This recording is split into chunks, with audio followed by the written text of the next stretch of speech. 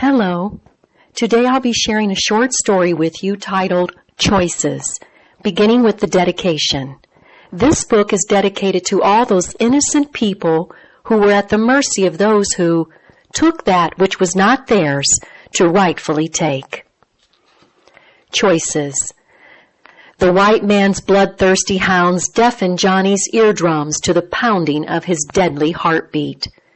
His callous, numb, large, bare feet trample through the muddy Mississippi swamp as a cold sweat breaks out, prickling his 6-foot agile, overworked body. The angry voices of the white men and the ferocious barks of their trained-to-kill hounds close in on Johnny. He halts. Tearing off his ragged, sweat-infested shirt, he thrusts it to the left, opposite of his getaway direction. As he forges ahead in the thick, muddied waters, distancing himself from the life-threatening hunt, Johnny bends over, giving his panting body a demanding break. From someplace deep and hidden, his tormented breathing gives way to large sobs. A lifetime of tears takes over. With shaky knees, Johnny stands and clasps his hands together. His pleading eyes turn skyward. He cries, "Help me, Lord. I didn't mean to kill him. I swear it. I only meant to pull away from him."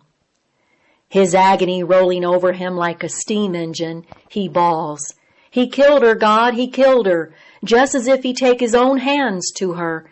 She'd die a heartache of his making. Help me, Lord. I have nowhere to turn, no place to go, no choices in this life." Fist-slamming strikes on the front door wakes the half-asleep house servant, Pete. Clumsily jumping up, he catches the falling wooden kitchen chair. With quick running strides, Pete makes his way to the thunderous hammering. Eager to put a stop to the hellish noise before his master hears, he throws open the large door ready to quiet the intruder.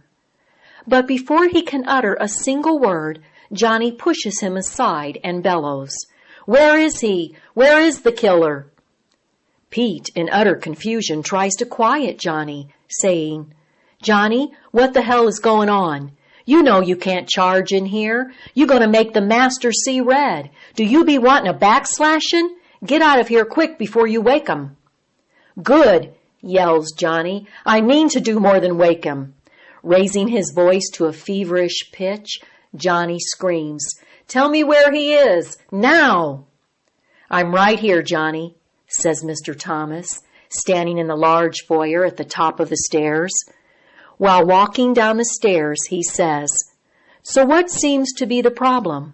Whatever the misunderstanding is, I'm sure we can straighten it out." Johnny storms toward his master, and Pete scurries to stop him. Mr. Thomas says, "It's okay, Pete. I'll handle this." With doubt shadowing his eyes, Pete says, "Yes, sir," and quietly departs.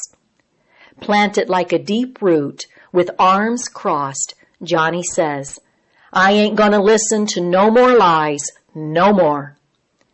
"No one is asking you to, Johnny. Come, let's talk in my study." Barreling ahead of his master, for the first time in his life, Johnny walks in front of a white man. Mr. Thomas, ignoring Johnny, calmly strolls into his study, lights a cigar, and with Johnny's madder-than-hell scowl, says, "Johnny, you've always been a loyal and hard-working slave, and I can see how upset you are. So I'll ignore, this time only, mind you, your outlandish display of disrespect."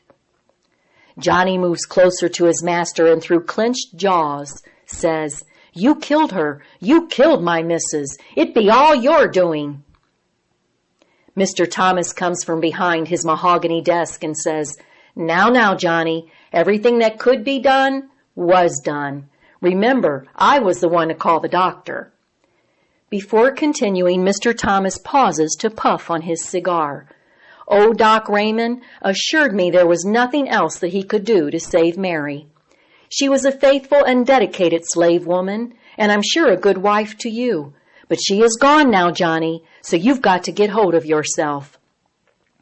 His hands tight at his sides, balled into fists, Johnny steps even closer to his master, and mirroring his rage, he repeatedly opens and closes his fist, shouting, "You took to beddin' my missus, and her soft heart couldn't take it. She cry and cry on my shoulder. She say you steal her dignity. She die of a broken heart, and you be the one who broke it." With concern masking his face, Mr. Thomas states, "Johnny, calm down." "Why, you afraid your wife will be hearing you be beddin' my missus?" As he steps closer and lays his hand on Johnny's arm, looking him square in the eye, Mr. Thomas says, "Johnny, that's enough. Mary was my slave, and I did all I could do for her." Johnny jerks away from his master's devilish touch and life-stealing words.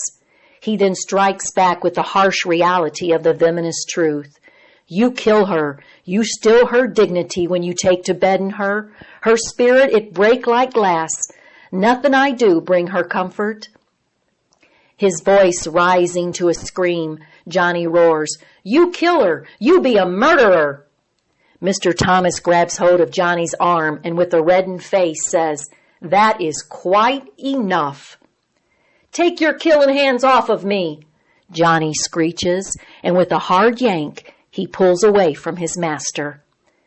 The master trips and falls, hitting his head on the fireplace mantel. He breaks his neck and dies instantly.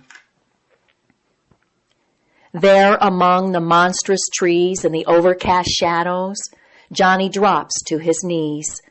Searching the heavens for freedom's door, he pleads, "Give me a choice, Lord, please give me a choice." As illuminating rays filter through and blaze into Johnny's raw, anguished heart, he feels a sliver of hope. With the quieting of his grievous sobs, breathing easier, Johnny awakens to his prayerful plead and watches as a vision unfolds. Johnny is running and running until he comes to a big river. There on the embankment is a small boat. Johnny watches as he climbs into the boat, and for many days and nights, without food, he travels the waters. Finally exhausted and with fever, he falls asleep. 2 boys find him and carry him to their mama. She nurses him day and night, bringing him back to health. While still in bed but on the uprise, she beckons the headmaster to take a look at the strong man who, once completely well, can do the slavery of 3 men. The headmaster, knowing the big black man must be a runaway slave, decides he'll let him stay, since he can, more than likely, work like a horse. Within milliseconds of the vision's ending, another vision begins. Johnny turns around and heads back toward the ready-to-kill white men. He runs until they spot him. Johnny then turns his back to them, and they shoot him without hesitation. Lying face down in the muddy swamp, Johnny mutters, "Now I can be with my wife, and no white man can hurt us any more." He takes his last breath. As the visions end, Johnny hears, "You have a choice." Slowly standing, Johnny says, "Thank you, Lord." He then turns around to head back toward the white men. The end.